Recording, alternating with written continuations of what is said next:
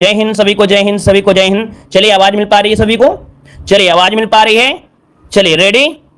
चलिए Thums up कर दीजिए, थोड़ा सा स्माइल भी कर दिया करें जैसे आप लोग जुड़ते हैं, ठीक है। और लाइक शेयर की संख्या भी बराबर कर दिया करें। चलिए स्टार्ट करते हैं। पहला क्वेश्चन आपके सामने दिया गया है, कह रहा है मौर्य राजवंश की स्थापना मगध में हुई थी जो वर्तमान में के नाम से जाना जाता है। तो चलिए बताइएगा कि मौर्य साम्राज्य या मौर्य राजवंश की स्थापना मगध में हुई थी जो वर्तमान में किस नाम से जानते हैं भाई?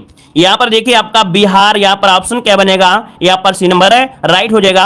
आप लोगों को हमने हिंदी में भी पढ़ाया था कि बिहार में जो आपकी बोली होती है वो आपकी पटना में कौन? मगधी होती है। तो यहां पर ऑप्शन जो बनेगा यहां पर सी नंबर है, राइट हो जाएगा। क्लियर है? आगे बढ़िए। क्वेश्चन दिया है कि उस ब्रिटिश गवर्नर जनरल का नाम बताएं जिन्होंने भारत में रेलवे का शुभारंभ किया था। चलिए यहां पर आंसर देना है कि उस ब्रिटिश गवर्नर जनरल का नाम बताएं जिन्होंने भारत में रेलवे का शुभारंभ किया। टू को ऑप्शन बताइएगा।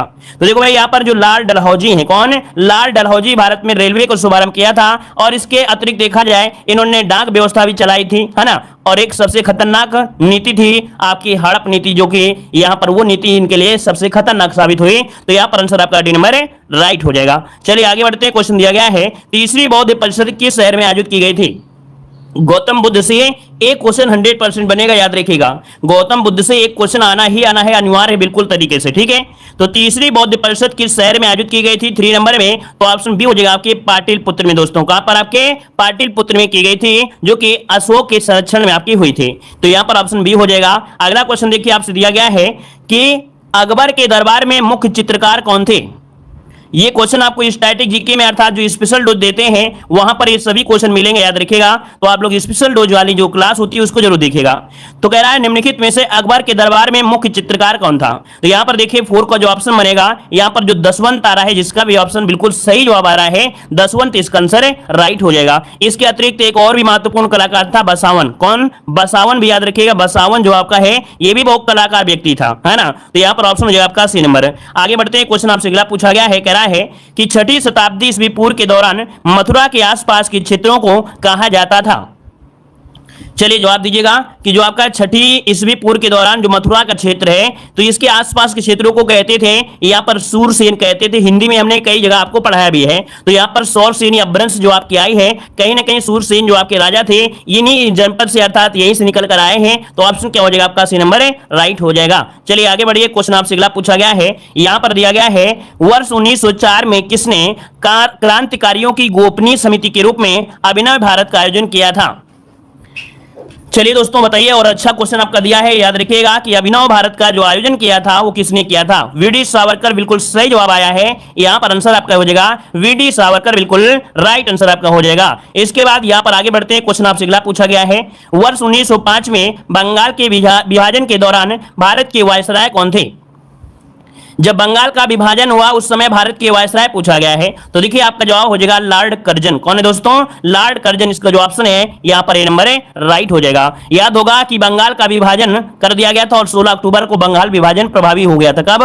तो आपके 16 अक्टूबर को बंगाल जो विभाजन हुआ था वो पूरी रूप से प्रभावी हो गया था और उसी दिन को राष्ट्रीय शोक दिवस के रूप में मनाया गया था। कब? 16 अक्टूबर को ही राष्ट्रीय शोक के रूप में मनाया गया था। आगे बढ़िए। क्वेश्चन आपसे अगला पूछा गया है, निम्नलिखित में से किस क्रांतिकारी द्वारा the philosophy of the Bombay नामक प्रसिद्ध लेख लिखा गया है? The philosophy of the Bombay नाम प्रसिद्ध लेख लिखा गया है 8 नंबर में। तो 8 का अगर बात करें तो देखिए जो भगवती चरण बोहरा हैं, कौन है? भगवती चरण बोहरा यहां पर एक क्रांतिकारी रहे। याद रखिए जो भगवती चरण बोहरा हैं ये क्रांतिकारी रहे, स्वतंत्र भारत में एक महान क्रांतिकारी रहे थे। तो इसका जो आंसर है आपका सी नंबर है, राइट हो जाएगा। और ये हिंदुस्तान प्रजातांत्रिक सोशलिस्ट पार्टी के सदस्य भी रह चुके हैं। तो यहां पर आंसर आपका बी हो जाएगा। आगे बढ़िए। क्वेश्चन आपसे अगला पूछा गया है, निम्नलिखित में से किस ब्रिटिश मिशन योजना ने पाकिस्तान की मांग को अमान्य कर दिया था? चलिए किस ब्रिटिश मिशन योजना ने पाकिस्तान की मांग को अमान्य कर दिया था? यहां पर देखिए ऑप्शन क्या हो जाएगा। तो ये है आपका कौन सा है? चलिए ऑप्शन देना है आपका सही जवाब इनमें से क्या हो जाएगा। देखो यहां पर अमान्य कर दिया है ना, अमान्य लिखा है ना कि मान्य दिया है। तो यहां पर अमान्य जो किया था वो आपकी कैबिनेट मिशन ने किया था। इसका जो ऑप्शन है यहां पर सी नंबर है। कैबिनेट मिशन जब आया था तो उसने पाकिस्तान संबंधी मांग को अमान्य कर दिया था, याद रखिएगा, अस्वीकार कर दिया था, है ना। तो यहां पर जो आंसर है वो आपका सी नंबर इसका राइट हो जाएगा। और पाकिस्तान को प्राप्त करने के लिए 16 अगस्त 1946 को प्रत्यक्ष कार्यवाही दिवस के रूप में भी मनाया गया था। याद होगा कि पाकिस्तान को प्राप्त करने के लिए 16 अगस्त 1946 को प्रत्यक्ष कार्यवाही दिवस भी मनाया गया था। तो यहां पर जो आंसर आपका सी नंबर हो जाएगा। लेकिन अगर आपसे क्वेश्चन पूछे कि भारत और पाकिस्तान को यहां पर अलग जो किया गया था वो कौन सी योजना के तहत, तो देखो 3 जून को एक प्लान आया था माउंटबेटन योजना। तो माउंटबेटन योजना के तहत ही कह सकते हैं कि जो आपका पाकिस्तान है और भारत यहां पर बहुमती साबित हुई थी, मतलब बहुमती मिली थी। और रेड क्लिफ ने तय किया था कि जो हिंदू है वो बहुमत वाला इलाका भारत होगा और मुस्लिम वाला इलाका क्या होगा, पाकिस्तान होगा। समझ गए होंगे। तो चलिए आगे बढ़िए। क्वेश्चन दिया गया है, कह रहा है किसने घोषणा की थी कि 30 जून 1948 तक ब्रिटिश द्वारा भारत को स्वतंत्रता प्रदान कर दी जाएगी। तो देखिए भाई यहां पर जो आपके थे ऑप्शन डी क्लीमेंट एटली। क्या है भाई, याद रखिएगा कि आपके 20 फरवरी 1947 की घोषणा की गई थी। ये ब्रिटिश प्रधानमंत्री जो थी कौन थे, ब्रिटिश प्रधानमंत्री थे क्लीमेंट एटली। इन्होंने कहा था कि जून 1948 तक सभी शक्तियों का स्थानांतरण करके भारत छोड़ने की बात कही थी। तो ऑप्शन क्या हो जाएगा आपका, डी नंबर राइट हो जाएगा। चलिए आगे बढ़िए। क्वेश्चन आपसे अगला पूछा गया है कि कौन सा भारत का सबसे पुराना तेल पेट्रोलियम उत्पादक राज्य है। चलिए देखिए यहां पर असम जो आपका डिगबोई आपने नाम सुना हो कई बार, है ना, ये सबसे पुराना स्तर में आता है, जो कि ऑप्शन क्या बनेगा, यहां पर सी नंबर होगा। आगे बढ़ते हैं। क्वेश्चन आपसे अगला पूछा गया है भूजल रिसाव के द्वारा रिचार्ज हो जाता है कुछ स्थानों पर भूजल भौमजल स्तर के नीचे कठोर चट्टानी की परतों के बीच होता है, इस चट्टान को कहते क्या है। चलिए 12 का ऑप्शन दे रहे हैं, इन्हें क्या कहा जाता है। मतलब कह रहा है कि भूजल रिसाव के द्वारा, मतलब रिचार्ज होता है, रिचार्ज ये शब्द सही नहीं है, रिचार्ज कहीं ना कहीं ये नहीं कहेंगे, है ना, रिसाव कह सकते हैं, रिसाव यहां पर होगा, रिसाव हो जाता है। कुछ स्थानों पर भूजल भौमजल स्तर के नीचे कठोर चट्टानों की परतों के बीच आता है और ऐसी जो चट्टानें होती हैं उन्हें बोलते हैं एक्वीफर। क्या है, एक्वीफर अर्थात जलभृत। आपने एक चप्पल देखा होगा एक्वालाइट। एक्वालाइट मतलब होता है पानी से ही, मतलब होता है एक्वा जो होता है पानी का ही कह सकते हैं, इंग्लिश में आपका पर्यायवाची कह सकते हैं। तो एक्वा मतलब ऐसे याद रखिएगा, तुक्का अगर मारना चाहो तो मार सकते थे एक्वा, है ना। तो आपका आंसर क्या होगा, ए नंबर राइट हो जाएगा। आगे बढ़ते क्वेश्चन दिया गया है निम्नलिखित दक्षिणी अमेरिकी राष्ट्रों में से किसमें दक्षिणी अमेरिकी क्षेत्र का सबसे बड़ा वन क्षेत्र है। मतलब आपसे पूछा है जो दक्षिणी अमेरिकी राष्ट्र है ना, देश है, वहां पर सबसे बड़ा जो वन क्षेत्र है वो आपका है किसका। तो ये देखिए ब्राजील को, क्योंकि यहां पर वनों का देश किसे कहते हैं, ब्राजील को कहते हैं, हमने आपको पढ़ाया भी था, वनों का देश के नाम से किसे, ब्राजील को जाना भी जाता है। यहां पर जो आंसर है आपका बी नंबर राइट हो जाएगा, ठीक है ना। आगे बढ़िए। क्वेश्चन आपसे दिया गया है निम्नलिखित में से प्रायद्वीपीय भारत की सबसे बड़ी नदी आपकी कौन सी है। देखो आपसे पूछा गया प्रायद्वीपीय भारत पूछा गया है। प्रायद्वीपीय अगर बोला जाता है तो आपको बताना है गोदावरी। क्या है, गोदावरी, जिसे वृद्ध गंगा या दक्षिण गंगा कहा जाता है। क्या, इसे वृद्ध गंगा या दक्षिण गंगा कहा जाता है। लेकिन कावेरी को हम लोग कहते हैं क्या, तो दक्षिण की गंगा। क्या, इसे दक्षिण की गंगा कहा जाता है। याद रखिए, तो इसका ऑप्शन है बी नंबर बनेगा। आगे बढ़िए। क्वेश्चन आपसे दिया गया है निम्नलिखित में से कौन सी नदी यमुना नदी की सहायक नदी नहीं है। यमुना नदी की सहायक नदी नहीं है, यहां पर जवाब देना है। पिछली बार देखा जाए तो सबसे ज्यादा जो क्वेश्चन आपके बने थे दोस्तों, याद रखिएगा, सबसे ज्यादा जो क्वेश्चन आए थे आपके ज्योग्राफी से ही आए थे। याद रखिएगा, ज्योग्राफी से आए थे। मात्र 2 क्वेश्चन आपके आए थे, वो आपके वर्ल्ड ज्योग्राफी से आए थे। तो आपके भारत से जो आपके आए थे वो आपके 6 क्वेश्चन आपके पूछे गए थे, है ना। तो यहां पर देख सकते हैं 15 का जो ऑप्शन आ रहा है, लगभग यहां पर आपका जवाब देखिए केन भी आपकी जुड़ी है इसी से, यहां पर आपका बेतवा भी जुड़ा है, यहां पर आपका दिया है चंबल भी जुड़ा है। लेकिन यहां पर जो कल्याणी नदी है तो कल्याणी नदी नहीं है, याद रखिएगा, है ना। चलिए चलिए, ऐसे क्वेश्चन नहीं आते हैं तो आप ऐसे क्वेश्चन मत पढ़िए। क्यों भाई, ऐसे क्वेश्चन नहीं आते हैं तो आप मत पढ़िएगा। पिछली बार का पेपर उठाकर देखिए और इसके बाद मिलान करिएगा, ठीक है ना। क्लियर है भाई, कॉपी पेस्ट मत करिए, नहीं ब्लॉक भी कर दिया जाएगा। सिंपल सी बात है कि पिछली बार का पेपर उठाइए, पेपर उठाने के बाद मिलान करिए, ठीक है ना। मिलान करने के बाद कॉपी पेस्ट कर सकते हैं, और नहीं तो फिर ब्लॉक मार देंगे तो फिर कहोगे सर हमको ब्लॉक कर दिए हैं, ठीक है ना। नहीं पढ़ना है तो ना पढ़िएगा, ठीक है ना। लेकिन नौटंकी करोगे तो ब्लॉक कर देंगे, याद रखिएगा, ठीक है ना। चलिए यहां पर देखिए अगला क्वेश्चन आपसे दिया गया है योगक्षेम वहायम किसका आदर्श वाक्य है। चलिए यहां पर जवाब देना है आपका राइट आंसर में से क्या हो जाएगा। चलिए इनको जरूरत है ब्लॉक करने की, है ना। चलिए खुश, चलिए भाई, तो देखिए आपका दिया है योगक्षेम वहायम किसका आदर्श वाक्य होता है। तो चलिए 16 का ऑप्शन देना है, 16 का सही जवाब इनमें से क्या हो जाएगा। तो देखिए यहां पर आंसर क्या होता है, बी नंबर है। यहां पर होता है LIC of India, Bharatiya Jeevan बीमा निगम। यहां पर जो आंसर है यहां पर बी नंबर है, राइट हो जाएगा। देखो हमें कॉपी पेस्ट से कोई परेशानी नहीं होती है, चाहे आप सारा कॉपी पेस्ट करते रहिए। दिक्कत होती है आप लोगों को होती है, जो लोग कमेंट लाइव में कमेंट दिया करते हैं तो उनका पता ही नहीं चलता है कि हमने कमेंट किया, किसका कमेंट आया। क्योंकि जो कॉपी पेस्ट करता है ना, आंखें मूंद के झोंके रहता है, दूसरे पता ही नहीं चलता उसका कमेंट क्या आया, इसलिए हमें दिक्कत है। हमें कोई दिक्कत नहीं है, आप लोगों को दिक्कत होती है, इसलिए इनको हम मना करते हैं कि कॉपी पेस्ट मत करिएगा, ठीक है ना। चलिए, लेकिन कुछ लोगों को समझ ही नहीं आता है, तो हम क्या करें। चलिए यहां पर देखो अगला क्वेश्चन दिया है कि किसी देश के आंतरिक प्रदेश के भीतर उत्पादित सभी तैयार माल और सेवाओं के एक वर्ष में मापे गए बाजार भाव को क्या कहा जाता है। 17 का ऑप्शन क्या बनेगा। तो देखो यहां पर होता है इसे सकल घरेलू उत्पाद कहते हैं, अर्थात जीडीपी कहते हैं। इसका मतलब यह कह रहा था कि कोई भी आपका देश है, उस देश में एक वर्ष के भीतर उत्पादित सभी तैयार माल और सेवाओं से एक वर्ष में जो इनकम हुई है उसे हम लोग जीडीपी कहते हैं या बाजारों पर सकल घरेलू उत्पाद कहते हैं। ऑप्शन इस प्रकार से ए नंबर राइट हो जाएगा। आगे बढ़िए, क्वेश्चन दिया गया है कि कौन सा क्षेत्र भारतीय अर्थव्यवस्था का आधार है। कौन सा क्षेत्र भारतीय अर्थव्यवस्था का आधार होता है। तो देखिए ऑप्शन क्या हो जाएगा, यहां पर जवाब देना है तो आपका कृषि हो जाएगा। हमने आपको बताया है कि कृषि को प्राथमिकता क्यों दी जाती है, क्योंकि जब जब देश में क्या हुआ है, दिक्कतें आई हैं, समस्या आई हैं, तब आपकी कृषि पर ही फोकस किया गया है। ये आपका प्रमाण है, जब आपका 63 में समस्या आई थी चीन वाली, है ना, तब भी समस्या आपकी आई तो कृषि पर फोकस किया गया। 1971 में जब दिक्कत हुई तो कृषि पर फोकस किया गया। मतलब जब जब समस्या आती है तो कृषि आपको आगे ले जाती है, याद रखिएगा, है ना। तो यहां पर आंसर क्या हो जाएगा, ए नंबर इसका राइट हो जाएगा। अब आपको 63 लगा होगा, चाइना 62 में है, लेकिन आपको मालूम है 63, 64, 65 में कहीं ना कहीं आपका बीच में पंचवर्षीय योजना डिले हो गई थी किसी कारण से, है ना, जानते हैं कारण, तो इस कारण से। तो यहां पर आंसर क्या हो जाएगा, ए नंबर कृषि हो जाएगा। आगे बढ़िए, क्वेश्चन दिया गया है सिल्क रूट के बारे में निम्नलिखित में से कौन से कथन सत्य दिए गए हैं। सिल्क रूट दिया गया है, अब आप ही बताइए सिल्क रूट आपका है क्या। देखिए यहां पर इस प्रकार के आपके ऑप्शन यहां पर दिए गए हैं। अब इन ऑप्शन के अनुसार यहां पर देखिए क्या पहला पॉइंट कह रहा है सिल्क रूट का उपयोग केवल रेशम के व्यापार के लिए किया जाता है, मार्ग सांस्कृतिक संचरण के लिए बढ़िया चैनल के रूप में भी कार्य करता है। फिर इसके बाद यह सिल्क रूट पूर्वी, पश्चिमी, उत्तरी और दक्षिणी सिल्क रूट में बांटा जाता है। दक्षिणी सिल्क रूट पर खोतान एक सबसे महत्वपूर्ण स्थान है। मतलब ये सिल्क के बारे में जितने भी पॉइंट सही दिए हैं, मतलब इसका ऑप्शन डी हो जाएगा। इनमें से सभी पॉइंट आपके सही दिए गए थे, है ना। अब कुछ क्वेश्चन सरल है तो कुछ क्वेश्चन कठिन भी है ना। 4 क्वेश्चन को देख के कोई ये नहीं कह सकता है कि नहीं सरल है, लेकिन जिसको सरल लगता है तो वही कम से कम हमारी क्लास में 85 में अगर 65 क्वेश्चन सॉल्व कराते हैं तो 60 नंबर ला के दिखाइए, तो हम आपको जाने कितने बड़े हीरो हैं। कि भाई अगर किसी को सरल लगता है तो इतने क्वेश्चन में 65 में 60 नंबर ला के दिखा दीजिए तो हम बताएंगे, ठीक है। चलिए, कह रहे प्रदत्त समयावधि में वस्तुओं के निर्यात के मूल्य और आयात के मूल्य के मध्य अंतर को कहते क्या हैं। चलिए बताइएगा, प्रदत्त समयावधि में वस्तुओं के निर्यात के मूल्य और आयात के मूल्य के मध्य अंतर को कहा जाता है 20 नंबर में।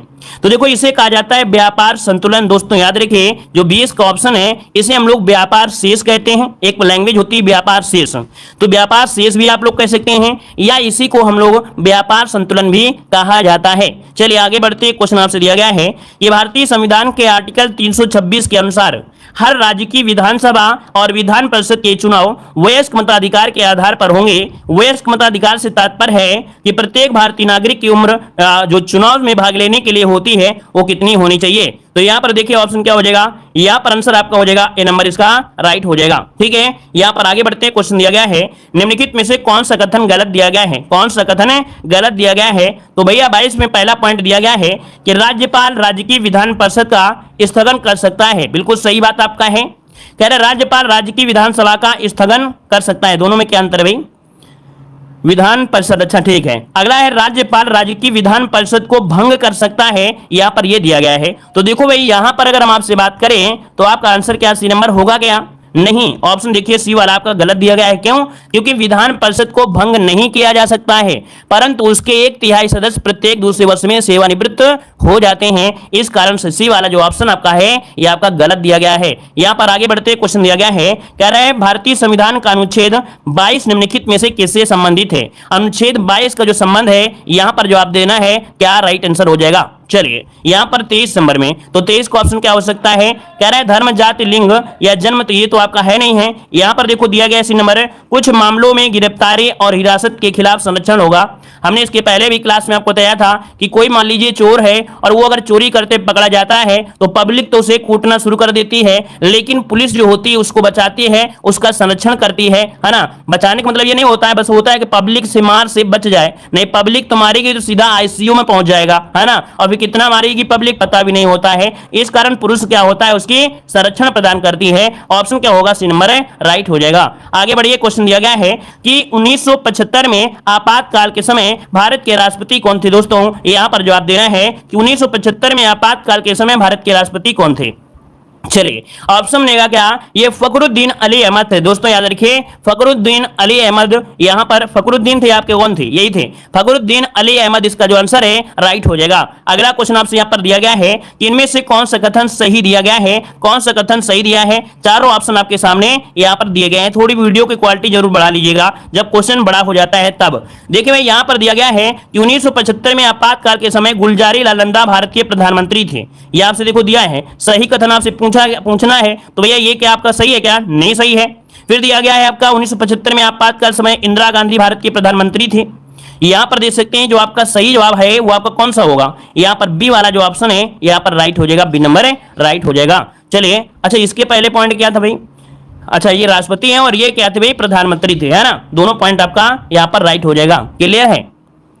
चलिए 23 वाले में क्या दिक्कत है भाई, 23 का फिर से बता दीजिए, 23 में क्या समस्या है आपको, 23 में क्या समस्या है। इसमें कह रहा है आर्टिकल नंबर जो 32 है, तो आर्टिकल नंबर 32 क्या कहता है कि कुछ मामलों में गिरफ्तारी और हिरासत के खिलाफ संरक्षण होगा।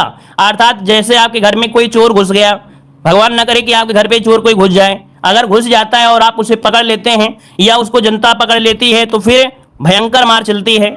फिर भी अगर पुलिस आ जाती है तो भी उसकी रक्षा करती है कि नहीं करती है, या कह सकते हैं आके गोली मार देता है पुलिस वाले, ऐसा तो नहीं होता है ना। तो यहां पर इसका मतलब ये कह रहा है, ठीक है, समझ गए हैं।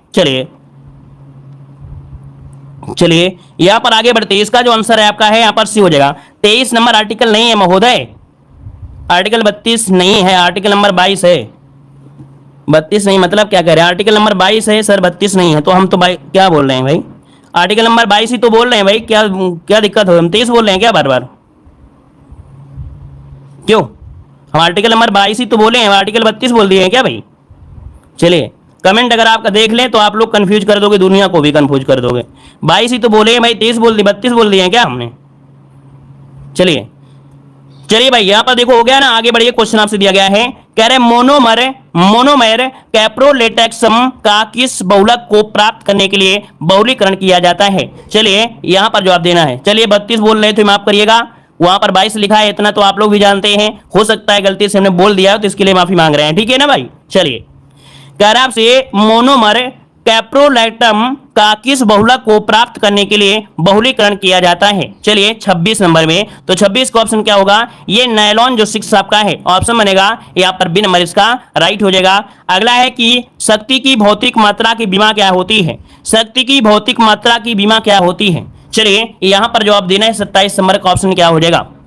सारा दिन क्लास लेते रहते हैं, हो सकता है ऐसा बोल दिया हूं, है ना, लेकिन अगर आप एक दिन क्लास लेके देखोगे तो फिर आपको समस्या हो जाएगी। हम तो इतनी क्लासें लेते हैं, हो सकता है कि बोल वही रहे हों लेकिन शायद ऐसा हो जा रहा हो, ठीक है ना। हमें तो ऐसा लग रहा है हम 22 बोल रहे थे लेकिन हो सकता है हम 32 बोल रहे हों, ठीक है ना। चलिए शक्ति की भौतिक मात्रा की बीमा क्या है, इन्हें कहते हैं मानवीय गलतियां, ठीक है ना। चलिए देखिए 27 की अगर बात करें तो ऑप्शन क्या होगा, बी नंबर है ml जो आपका m इनवर्स l की घाते 2 और t घाते -3। यहां पर जो आंसर है वो आपका इसका क्या बनेगा, 27 में बी नंबर है राइट हो जाएगा। यहीं पर देखो एक होता है बल की बीमा पूछी जाती है, हम आपको 2-3 बीमा बता देते हैं जिनको रट लीजिएगा। जैसे एक होता है बल की बीमा, बल की बीमा जो आपकी होती है वो क्या होती है, बल की जो बीमा होती है वो होती है MLT के घाते -2, है ना, MLT के घाते -2, यह हमेशा आपसे पूछी जाती है। अगर यहाँ पर बोले कार्य की बीमा क्या होती है तो भाई कार्य की जो बीमा होती है वो होती है ML स्क्वायर T के घाते -2। तो ये दो बीमाएं बहुत ज्यादा पूछी जाती हैं, याद रखिएगा। चलिए अगला क्वेश्चन है कि CaSO4 × 2H2O का रासायनिक सूत्र में से क्या है। CaSO4 × 2H2 को रासायनिक सूत्र पूछा गया 28 नंबर में। चलिए भाई जवाब दीजिए। चलिए तो देखिए 28 का ऑप्शन बनेगा बी नंबर, याद रखिए जिप्सम का होता है, किसका होता है, जिप्सम का होता है। और आगे बढ़ते हैं, क्वेश्चन दिया गया है कि नियॉन लैंप का आविष्कार द्वारा किया जाता है, नियॉन लैंप का आविष्कार द्वारा किया जाता है। यहां पर देखिए आपका जवाब इनमें से क्या हो जाएगा, तो 29 का ऑप्शन बनेगा ए नंबर है, ये आपका दिया गया है जॉर्जिस क्लाउड, क्या है, जॉर्जिस क्लाउड। मतलब ये कह रहा है, पूछना चाहिए किसके द्वारा किया गया था, अच्छा वही पूछा गया है कि नियॉन लैंप का आविष्कार किसके द्वारा किया गया था। किया गया था? तो जॉर्जेस क्लाउड के द्वारा किया गया था। तो इसका जो ऑप्शन हो जाएगा ए नंबर आपका राइट हो जाएगा। चलिए आगे बढ़ते हैं। क्वेश्चन दिया गया है कि निम्नलिखित में से कौन सा अंग अप्रयुक्त या क्षतिग्रस्त बिंबाणु को हटाने में अक्षम होता है, सक्षम होता है? तो चलिए बताइएगा, निम्नलिखित में से कौन सा अंग अप्रयुक्त या क्षतिग्रस्त बिंबाणु को हटाने में सक्षम है? 30 नंबर का ऑप्शन है सी नंबर, जो तिल्ली होता है, तिल्ली अर्थात जिसे हम लोग प्लीहा कहते हैं। तिल्ली को ही हम लोग क्या बोलते हैं? प्लीहा बोलते हैं, याद रखिए। तो यहाँ पर जो आंसर बनेगा वो आपका सी नंबर राइट हो जाएगा। मतलब शरीर का एक अंग है जो सभी रीढ़धारी प्राणियों में पाया जाता है। ये जो प्लीहा होता है ना, यह तिल्ली होती है, ये शरीर का अंग है जो सभी रीढ़धारी प्राणियों में पाया जाता है। और ये पुरानी लाल रक्त जो कोशिकाएं होती हैं उनको क्या कर देता है भैया? उनको नष्ट कर देता है ना। तो यहाँ पर जो आंसर है यहाँ पर आपका हो जाएगा सी नंबर। इसका मतलब ये कह रहा था बिंबाणु मतलब होता है जो रक्त होता है, पुरानी जो रक्त कोशिकाएं होती हैं, इसका मतलब ये कह रहा था। अगला क्वेश्चन दिया गया है कि वास्को डी गामा भारत के समुद्री मार्ग की खोज की थी। तो वास्को डी गामा भारत के समुद्री मार्ग की खोज किया कब किया था? 31 नंबर में।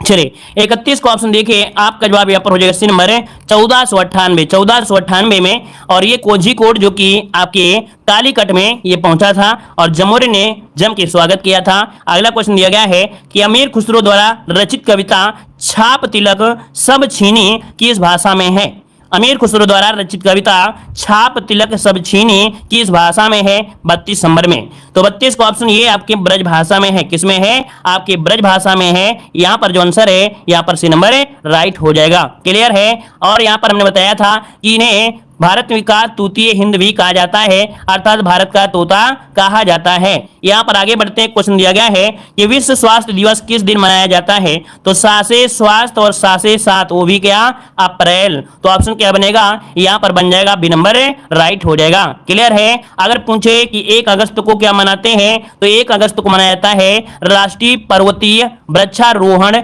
दिवस। क्या? राष्ट्रीय पर्वतारोहण दिवस। ठीक है, क्लियर है? 21 सितंबर को मनाते हैं अल्जाइमर दिवस, है ना। और यहां पर देख सकते हैं जो बचा हुआ है 17 जनवरी। तो 17 जनवरी को क्या मनाते हैं भाई? 17 से 11 जनवरी से देखा जाए तो एक सड़क सुरक्षा सप्ताह मनाते हैं। ठीक है, चलिए आगे बढ़िए। क्वेश्चन दिया है ब्यूनस आयर्स किस देश की राजधानी है? ब्यूनस आयर्स किस देश की राजधानी है? यहाँ पर आंसर बताइए 34 नंबर में। तो 34 को ऑप्शन देखिए, आपको कई बार पढ़ाया गया है अर्जेंटीना। क्या हो जाएगा? ब्यूनस आयर्स जो कि अर्जेंटीना की क्या है? राजधानी है। और ये दक्षिण अमेरिका क्या है? देश है, याद रखिएगा। आगे बढ़िए। क्वेश्चन दिया गया है कि राष्ट्रीय उद्यान में सबसे अधिक एक सींग वाले गैंडे पाए जाते हैं। तो ये बताइएगा कि एक सींग वाले जो गैंडे हैं वो आपके कहां पर पाए जाते हैं? 35 नंबर में। तो देखिए आपका जो काजीरंगा असम में है, काजीरंगा असम में एक सींग वाले जो गैंडे हैं वो आपके पाए जाते हैं। और 1974 में राष्ट्रीय उद्यान का दर्जा इसे दिया गया था। अगला क्वेश्चन बताइएगा, इम्फाल किस भारतीय राज्य की राजधानी है? इम्फाल किस भारतीय राज्य की राजधानी है? यहां पर जवाब दीजिए। आपका सही जवाब क्या हो जाएगा? 36 नंबर में। तो देखिए मणिपुर बिल्कुल आपका जवाब हो जाएगा, मणिपुर हो जाएगा, जो कि एक पूर्वोत्तर भारत आपका राज्य है। इसकी राजधानी क्या है? आपकी इम्फाल है, याद रखिएगा। इस राज्य का गठन पूछ ले तो गठन याद रखिएगा, इसका गठन हुआ था 1972 में। इस राज्य का जो गठन हुआ था 1972 में हुआ था। यहाँ एक जनजाति भी पाई जाती है, नागा और कुकी जनजाति यहाँ पर निवास करते हैं। यहाँ के पर्वतीय क्षेत्रों में निवास करते हैं। कहा के मणिपुर के पर्वतीय क्षेत्रों में निवास करते हैं कौन? तो आपके नागा और कुकी जनजाति यहाँ पर निवास करती है। यहाँ पर आगे बढ़ते हैं। क्वेश्चन दिया है कि हार्नबिल महोत्सव है यह किस राज्य में मनाया जाता है? हार्नबिल महोत्सव किस राज्य में मनाया जाता है? दोस्तों याद रखिए नागालैंड इसका जो ऑप्शन है ए नंबर आपका राइट हो जाएगा।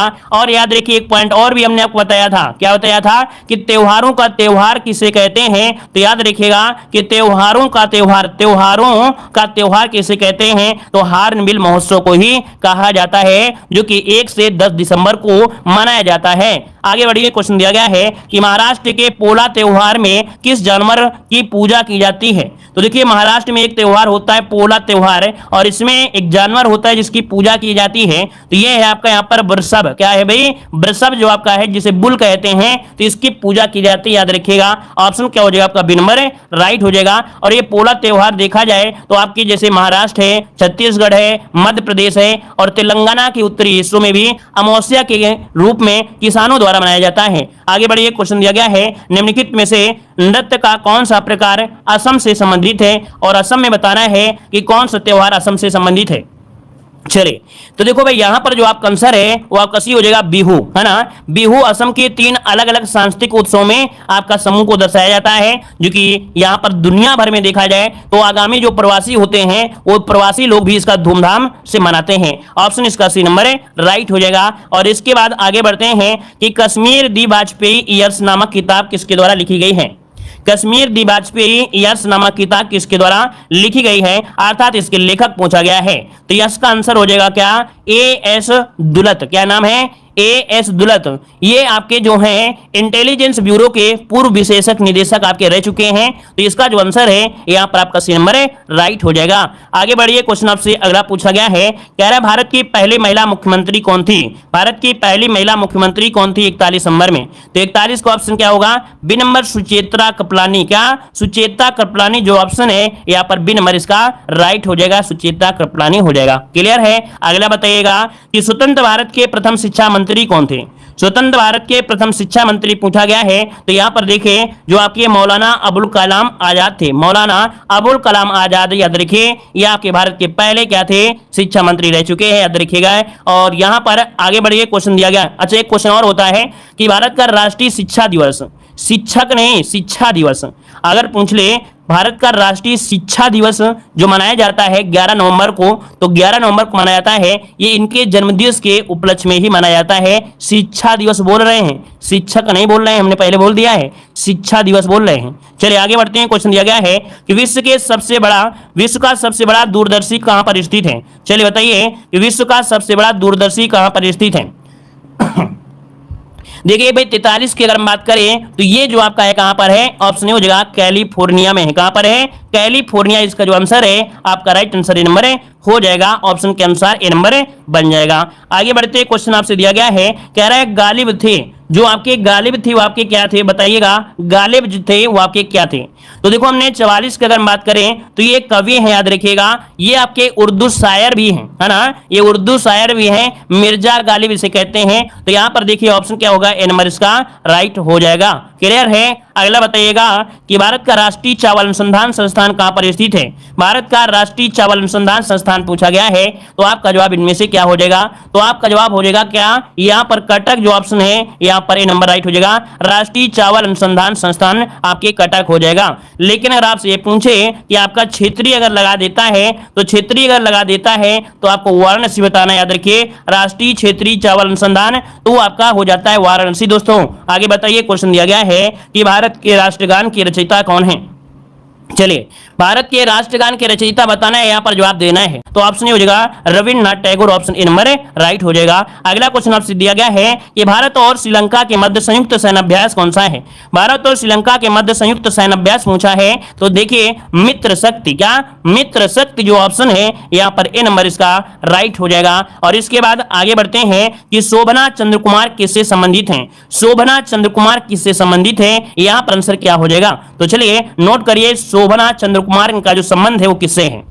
इनका संबंध याद रखिए भारतनाट्यम से है। दोस्तों याद रखिए इनका जो संबंध है भारतनाट्यम से है। अब इसमें तुक्का भले ही लगा दो चल जाएगा, लेकिन दिल से पूछो कि क्या आपको 100% इस क्वेश्चन का जवाब सही मालूम है, तो कहोगे सर हमें नहीं मालूम था, लेकिन हमने थोड़ा ऑप्शन के अनुसार तुक्का मारा और सही जवाब इसमें यहाँ पर हो गया। तो ऐसे क्वेश्चन तुक्का मार के ही सही हो जाएंगे, ऐसे नहीं सही होते हैं, याद रखिएगा यहाँ पर सी हो जाएगा। आगे बढ़ते क्वेश्चन दिया है, अच्छा आता है तो बहुत अच्छी बात है, आता है तो बहुत अच्छी बात है। चलिए कह रहा आपसे कि वैद्यनाथ मिश्र किस कवि का मूल नाम है। वैद्यनाथ मिश्र किस कवि का मूल नाम है, हमने आपको हिंदी की क्लास में बताया है। तो ये आपके नागार्जुन, याद रखिए कि जो वैद्यनाथ मिश्र नागार्जुन का मूल नाम है, ये हमने आपको हिंदी में पढ़ाया है। आगे बढ़िए, क्वेश्चन दिया गया है कि गुट निरपेक्ष आंदोलन का पहला शिखर सम्मेलन कब और कहां पर आयोजित किया गया था। चलिए गुट निरपेक्ष आंदोलन का पहला शिखर सम्मेलन कब और कहां पर आयोजित किया गया था 50 नंबर में? तो ऑप्शन क्या बनेगा? तो यहाँ पर देखिए जो आपका आंसर है बेलग्रेड, बेलग्रेड जो कि आपके 1961 में ऑप्शन बनेगा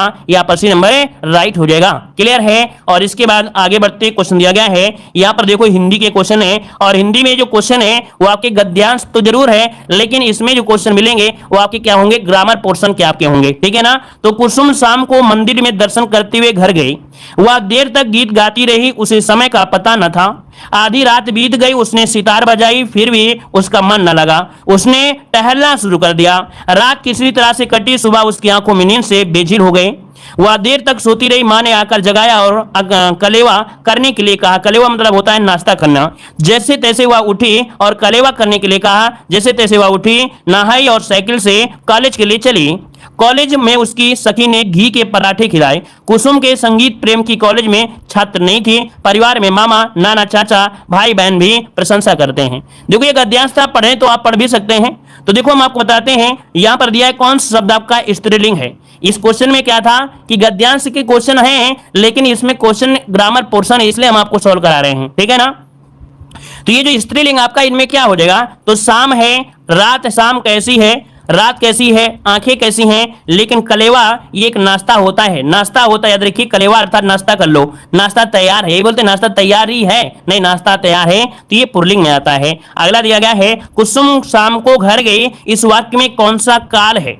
बताइएगा कि कुसुम शाम को घर गई, इस वाक्य में काल पूछा गया है, तो काल इनमें से क्या हो जाएगा? तो ये सामान्य भूतकाल है। क्या है? सामान्य भूतकाल है। यहां पर आंसर आपका ये हो जाएगा, ये सामान्य भूतकाल है। याद रखिए सामान्य भूतकाल है। ठीक है ना। यहां पर आगे बढ़ते हैं, क्वेश्चन दिया गया है कि कारक चिन्ह के प्रयोग के बावजूद भी इनमें किस शब्द का बहुवचन नहीं बनता है? नहीं बनता है, यहां पर बताइएगा कि बहुवचन नहीं बनता है। तो देखो भैया यहां पर घी है, गीत है, घर है और सखी है, तो गीतें, गीत जैसे गीत हैं, है ना, अनेक गीत हो सकते हैं। तो बताइए क्या घी जो आपका है, घी है ना, यहाँ पर जो आपका दिया गया है, घी जो दिया गया है, यही इसका आंसर है, राइट हो जाएगा। आपका नहीं बनता है, तो देखो किसका? घी का नहीं बनता है। याद रखिए घी कारक चिन्ह के बावजूद भी ये बहुवचन नहीं बनता है, ये नंबर होगा। अगला, इनमें से किस शब्द का लिंग नहीं बदलता है? तो आप ही बताइए किसका नहीं बदलता है? चाचा, छात्र, साइकिल और मामा। चलिए जवाब दीजिए, इसका आंसर क्या हो जाएगा? तो देखो दिया गया है चाचा, चाचा का चाची हो जाएगा, छात्र का छात्राएं हो जाएगा, मामा का मामी हो जाएगा, लेकिन साइकिल तो साइकिलें हो सकता है, बहुवचन बन सकता है, लेकिन लिंग परिवर्तन थोड़ा होगा। चलिए अगला है, इनमें से कौन सा शब्द सदैव बहुवचन में ही प्रयुक्त होता है? इनमें से कौन सा शब्द है जो हमेशा बहुवचन में ही प्रयुक्त होता है दोस्तों? यहाँ पर 70 नंबर में। तो चलिए कह रहा आपसे दर्शन, तो हमने आपको बताया था दर्शन जो आपका है हमेशा बहुवचन में ही प्रयोग होते हैं। दर्शन हमेशा बहुवचन में ही प्रयोग होते हैं। अगला क्वेश्चन दिया गया है कि मनोहर का संविच्छेद बताना है। मनोहर का संविच्छेद इनमें से क्या हो जाएगा? तो देखो भाई मनोहर में होता क्या है? मनोहर में यहाँ पर ओ की मात्रा हटाएंगे, विसर्ग लगाएंगे, मनः धन हर जो कि विसर्ग संधि, आपका आंसर है, राइट हो जाएगा। क्लियर है। अगला बताइएगा, एक गद्यांश हमने छोड़ दिया है क्योंकि एक गद्यांश कोई ज्यादा मतलब का नहीं था, इसलिए गद्यांश छोड़ा है। अगला है कि कवि जयदेव का बसंत चित्रण सुंदर है पर मनोहर नहीं, क्योंकि? अच्छा ये गद्यांश आपका है, कह रहा है निम्नलिखित में से कौन सा एक युग्म समुच्चारित नहीं है? निम्नलिखित में से कौन सा एक युग्म समुच्चारित मतलब सम उच्चारण, क्या बोलने में आपको जो सुनाई देंगे वो सम उच्चारण हो गए? तो यहां पर पूछा नहीं है, तो नहीं है की अगर बात करें तो कोष और कोष बोलने में एक जैसे लग रहे हैं, करोड़ और करोड़ आपका बोलने में एक जैसे लग रहे हैं, कर्म और क्रम में बिल्कुल एक जैसे लग रहे हैं, कर्ण और कान दोनों में देखो अलग आवाज आ रही, कर्ण अलग आवाज आ रही है, कान अलग आवाज आ रही है, तो इसका मतलब ये सम उच्चारण नहीं दे रहे हैं। आगे बढ़िए, कह रहा है घुटने टेकना मुहावरे का अर्थ क्या होता है? घुटने टेकना मुहावरे का अर्थ क्या होता है दोस्तों? यहां पर जो आंसर है क्या हो जाएगा? आपका डी हो जाएगा, अधीनता स्वीकार करना, डी नंबर हो जाएगा। अगला क्वेश्चन दिया गया है कि वर्तनी की दृष्टि से शुद्ध शब्द आपको बताना है। 78 का ऑप्शन क्या हो जाएगा? तो यहां पर देखो आपका आंसर हो जाएगा रचयिता। लेकिन रचयिता किस प्रकार से लिखेंगे? रचयिता लिखेंगे किस प्रकार से? आपका जवाब क्या होगा भाई? B number. देखिए बी नंबर आपका बिल्कुल सही जवाब है, रचयिता इस प्रकार से लिखा जाएगा। यहां पर आगे बढ़िए, क्वेश्चन दिया गया है कि वाक्य खंड को पढ़कर उस खंड का चयन करें जो व्याकरण या ज्ञान के हिसाब से गलत दिया है, और नहीं है तो आपको डी नंबर लगाना है। तो गलत आपको पॉइंट याद रखना है। कह रहा है दुनिया में मनुष्य की आवश्यकताओं के लिए तो बहुत कुछ है परंतु उसके लोभ के लिए कदापि नहीं है। तो यहां पर जो गलती है वो आपकी है क्या भाई? लोभ के लिए कदापि नहीं की जगह अगर बोल दें लोभ के लिए कुछ नहीं है, क्या लोभ के लिए कुछ नहीं है, कुछ नहीं है ये आपका हो जाता तो आपका सही होता, तो गड़बड़ी है आपके सी नंबर में। अगला लेखक और उसकी रचना का कौन सा जोड़ा गलत दिया गया है, तो कह रहा है स्कंदगुप्त, और स्कंदगुप्त किसका है, तो जयशंकर प्रसाद का है, पहला क्वेश्चन गलत हो गया। फिर दिया संस्कृत के 4 अध्याय, ये रामधारी सिंह दिनकर के द्वारा है, और अगला भी यहाँ पर नहीं दिया है। अगला यहाँ पर देखो दिया गया कुछ क्वेश्चन दिया है, कंप्यूटर का पिता किसे कहा जाता है, दोस्तों बताइएगा कंप्यूटर का जो पिता कहा जाता है चार्ल्स बेबेज को कहते हैं। भारत की सिलिकॉन वैली किसे कहा जाता है, तो भारत की सिलिकॉन वैली बेंगलुरु को कहते हैं। कंप्यूटर के विकास में सर्वाधिक योगदान जो आपका रहा था वो आपका वॉन न्यूम रहा था। कंप्यूटर में आईसी चिप जो बनी होती है वो सिलिकॉन की होती है। भारत का प्रथम कंप्यूटरीकृत डाकघर जो आपका है वो कौन सा है, तो आपका नई दिल्ली है। अगला विश्व का प्रथम इलेक्ट्रॉनिक डिजिटल कंप्यूटर कौन सा था, तो आपका एनिक था। और अगला है कि कंप्यूटर प्रोग्राम में सूची को कहा जाता है तो उसे मेन्यू कहते हैं। कंप्यूटर की भाषा जावा का खोजकर्ता कौन है, तो आपका माइक्रोसॉफ्ट हो जाएगा। आईबीएम का पूरा नाम पूछे तो इंटरनेशनल बिजनेस मशीन होगा। सीपीयू का पूरा नाम पूछे तो सेंट्रल प्रोसेसिंग यूनिट हो जाएगा। और अगला दिया गया है कि पर्वतों की रानी किसे कहा जाता है, तो पर्वतों की रानी मसूरी को कहते हैं। रैलियों का नगर नई दिल्ली को कहते हैं। भारत का प्रवेश द्वार मुंबई को कहते हैं, यहाँ पर मुंबई कर लीजिएगा। और पूर्व का वेनिस किसे कहते हैं, तो आपकी कोची को कहा जाता है। भारत का पिट्सबर्ग किसे कहते हैं, तो जमशेदपुर को कहा जाता है। भारत का मैनचेस्टर किसे कहते हैं, तो आपके अहमदाबाद को कहा जाता है। मसालों का बगीचा किसे कहते हैं, तो आपके केरल को कहा जाता है। अगला है गुलाबी नगर किसे कहते हैं, तो जयपुर को कहा जाता है। क्वीन ऑफ डेक्कन किसे कहते हैं, तो आपके पुणे को कहा जाता है। भारत का हॉलीवुड किसे कहते हैं, मुंबई को कहा जाता है। झीलों का नगर किसे कहते हैं, श्रीनगर को कहा जाता है। फलों का उद्यान जो फलों को उद्यान कसोर कहते हैं वो सिक्किम को कहते हैं।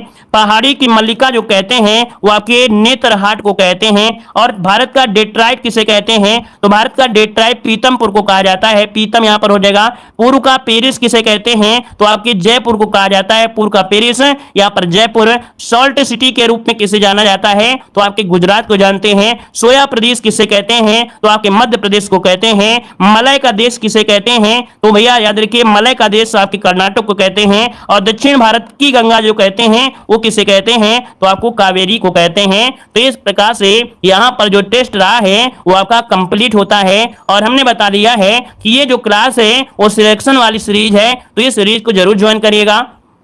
लेकिन याद रखिएगा यहां पर हमने बता दिया है प्रश्न जो आपके हैं वो आपके सरल भी हो सकते हैं, कठिन भी आपके हो सकते हैं। लेकिन इसका मतलब ये नहीं है कि जो आपका एग्जामिनर होता है वो सरल प्रश्न नहीं पूछता है। ऐसा तो नहीं होता है कि सिर्फ सरल ही पूछ ले, और ऐसा नहीं होता है कठिन ही पूछ ले। तो हो सकता है कि कोई क्वेश्चन आपको ज्यादा सरल लग जाए, हो सकता है कोई क्वेश्चन कठिन ज्यादा लग जाए। लेकिन यहाँ पर जब सरल और कठिन दोनों पढ़ोगे तो कहीं ना कहीं सफलता आपको मिलेगी। धन्यवाद सभी को, जय हिंद।